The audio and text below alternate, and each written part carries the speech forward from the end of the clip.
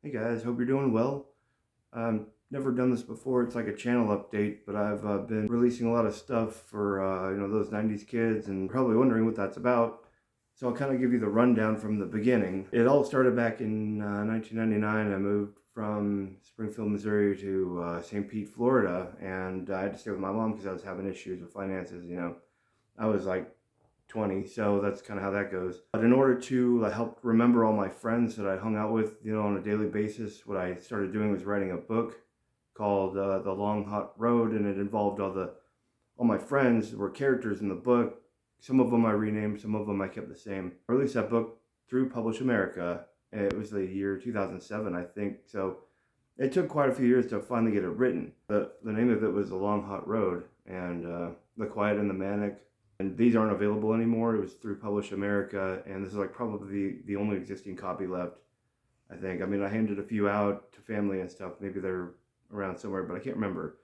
And it's not available anymore. Yeah, it involved all my friends, and it had the main character, Angela. In this version of the book, Angela does not have much of a redemption. They told me in Publish America that I was going to have an editor to speak with, and in the end, it went from the file on my computer to the printed page. So this is just raw. I mean, I'm good at grammar and everything. I edited it myself several times with a finely toothed comb, as they say. I wanted an editor to speak with to maybe trim the fat or something, so they never offered me one. They just sent me copies of the book. I'm like, well, okay, and I had to do all the advertising myself, which I didn't have any idea of doing. So what happened with the book was that it wasn't great sounding. It was very long and drawn out, and since I had no editor, I just kind of re-edited it myself, and I went through Amazon Kindle, and that re-edit was called Vein of Youth, Angela's Part 1, Angela's Road, because there might be more in the future with different characters or with Angela again. So that's available. If you look at my banner on TVXG, there's a link to it. You can buy it. It's $9. It's not too expensive. I could probably lower the price if I need to. But The Vein of Youth, Angela's Road, was more direct. It kind of changed the plot line a little bit. I lost a couple characters that didn't need to be there, such as Lane, and I trimmed it down. I trimmed the fat. It sounded a lot better. It's more direct. It's called Vein of Youth, Angela's Road. So if you're wondering why I hashtag Vein of Youth and Hot Road, this is why. The book is Long Hot Road. This is the first one. Like I said, it's not available anymore.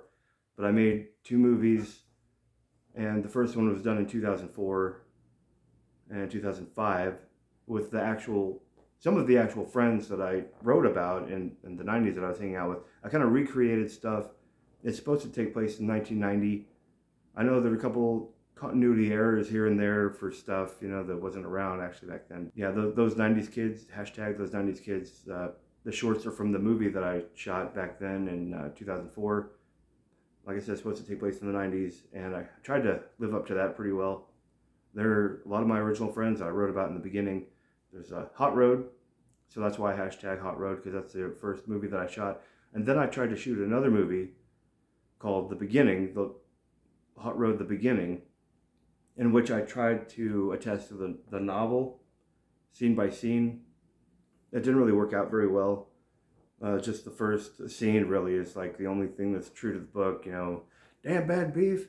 That's the first scene from the book, from both books. I kept that the same, and then the rest of it is kind of like a prequel. Like you watch the movies, and then you'll know who the characters are, and then you can read the book after that, and you'll know who's who. And I don't know if it's better to do that before or after, or even in combination of either. Have movies, books, combination, that sort of thing.